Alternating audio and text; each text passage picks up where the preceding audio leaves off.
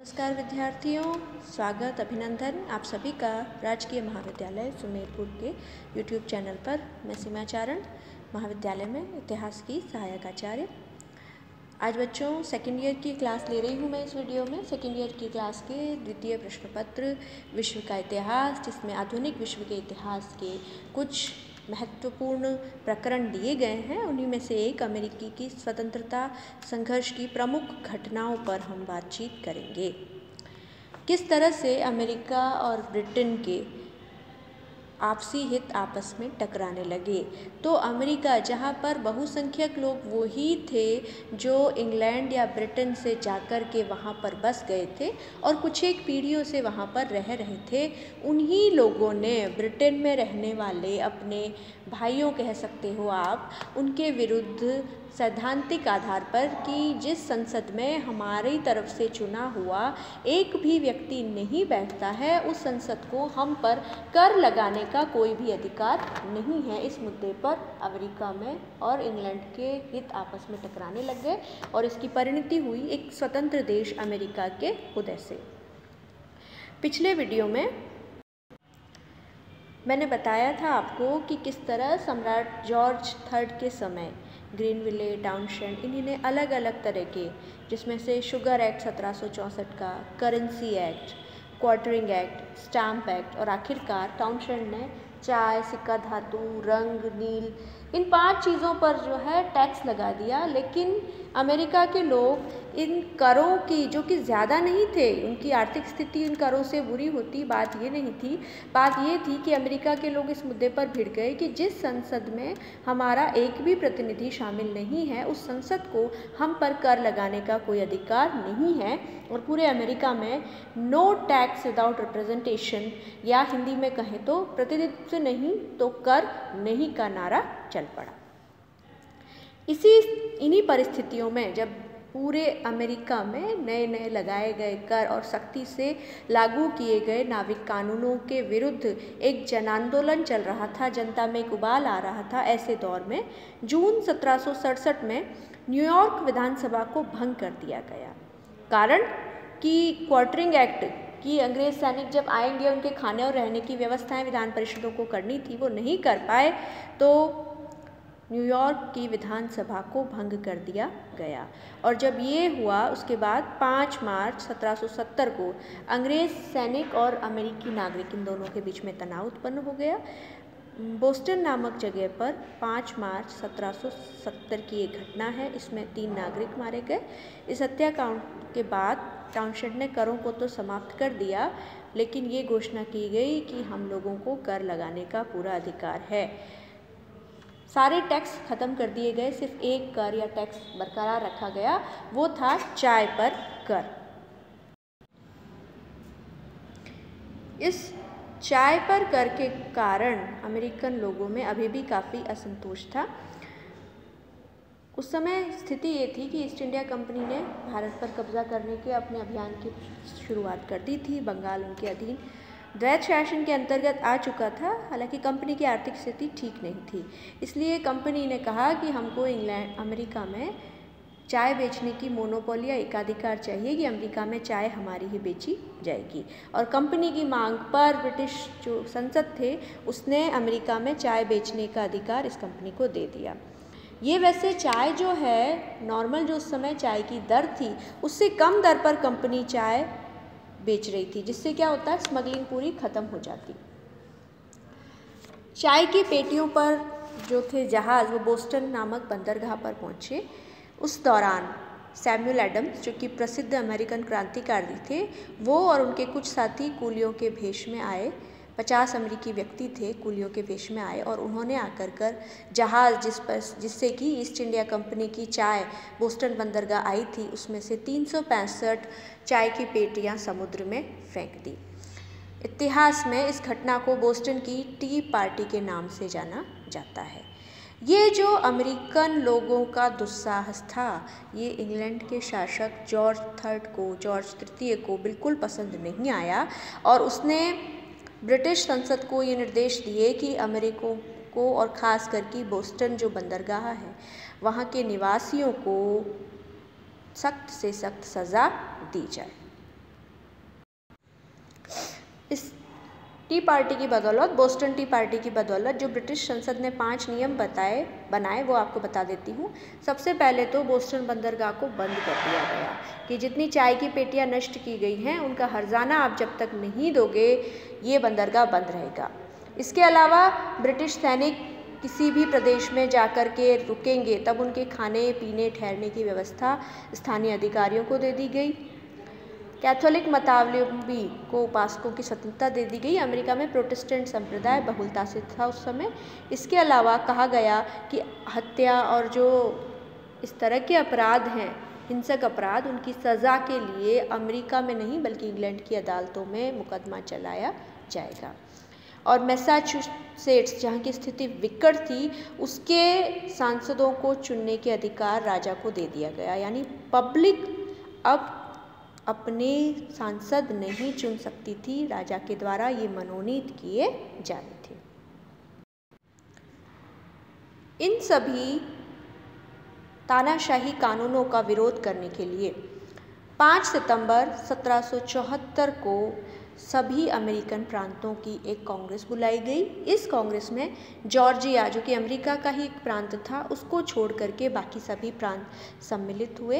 इसका उद्देश्य था उपनिवेशों की वर्तमान स्थिति पर विचार कराना और अपनी मांगों को इंग्लैंड से मनवाने के लिए दबाव डालने का प्रयास करना। इसमें मात्र सिर्फ अधिकारों की मांग की गई और एक प्रतिनिधिमंडल इंग्लैंड भेजा गया। इस कांग्रेस में जॉर्ज वाशिंगटन, एडम्स, जॉर्ज आदि ने सब में इसमें भाग लिया था। 19 अप्रैल 1775 को सैमुअल एडम्स और जॉन हैनकॉक, सैमुअल एडम्स तो वही थे जो बोस्टन टी पार्टी से संबंधित थे, इनको गिरफ्तार कर दिया गया।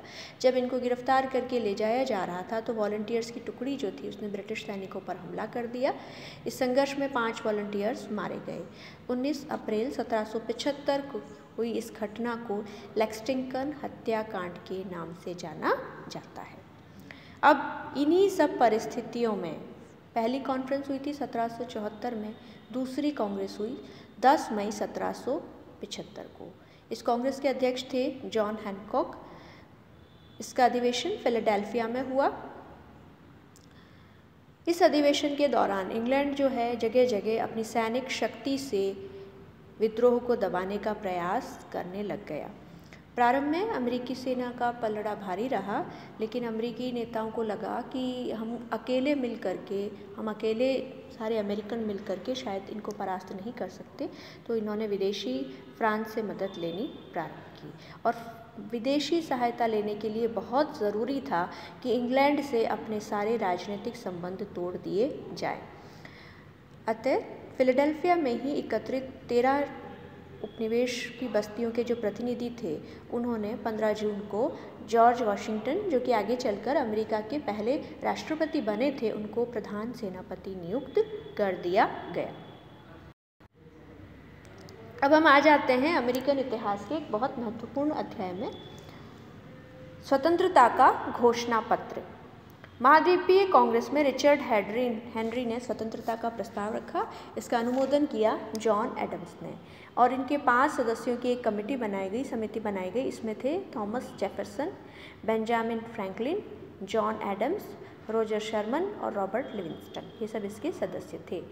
2 जुलाई 1776 को कांग्रेस ने स्वतंत्रता के प्रस्ताव को स्वीकृत कर दिया और 4 जुलाई को जो महाद्वीपीय कांग्रेस थी अमेरिका की, उसने अमेरिका को स्वतंत्र देश घोषित कर दिया। इसी कारण अमेरिका की स्वतंत्रता दिवस 4 जुलाई को हर वर्ष मनाया जाता है। इस घोषणा पत्र में जो मुख्य बात थी वो मैं आपको पढ़कर सुना देती हूँ।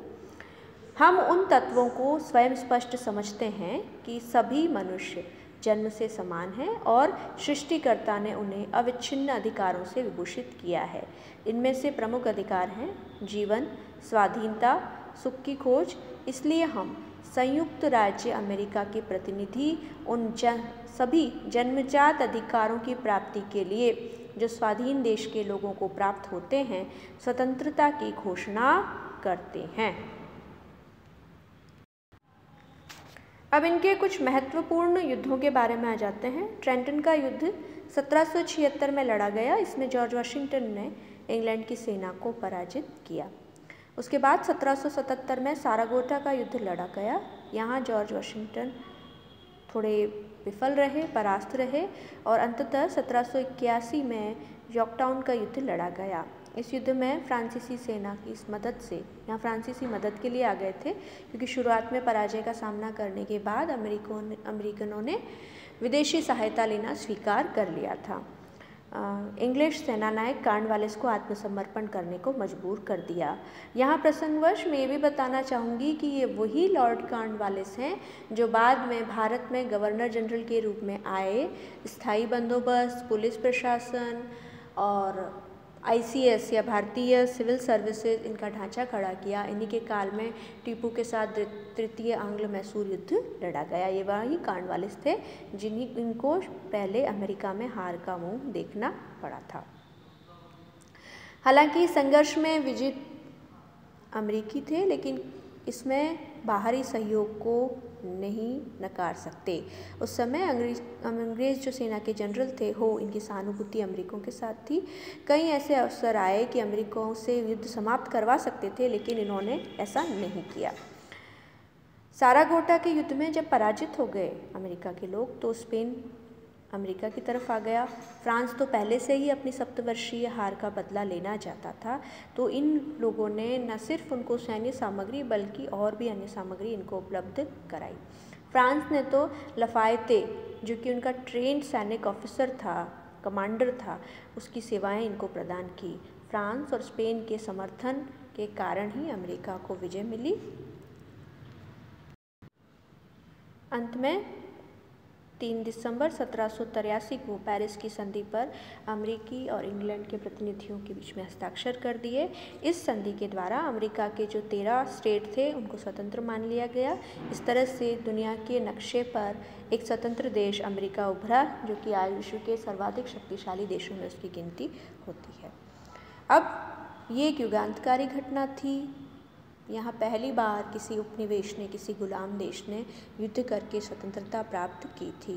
हालांकि पेरिस की संधि तो खूब लेट हुई, लेकिन 4 जुलाई को 1776 को, क्योंकि अमेरिकी के प्रतिनिधियों ने सभी राज्यों के अपने स्वतंत्र होने की घोषणा की थी, इस कारण आज भी अमेरिका में 4 जुलाई को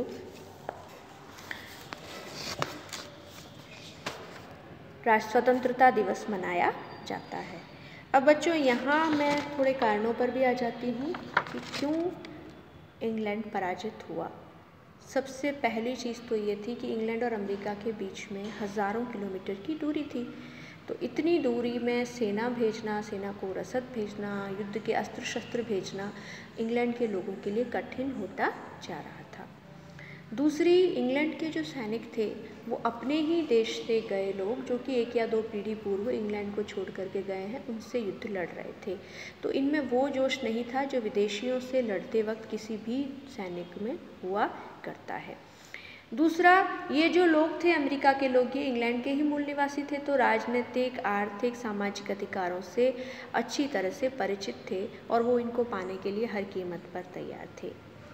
तीसरा कारण ये बताया गया है कि इंग्लैंड की सेना में ज़्यादातर जर्मनी के सैनिक थे, तो वो सिर्फ एक पेशेवर सैनिक थे। युद्ध जीत करके अपने देश का नाम गौरव करना, अपने देश की सीमाएं बढ़ाना, इनमें उनकी कोई रुचि नहीं थी।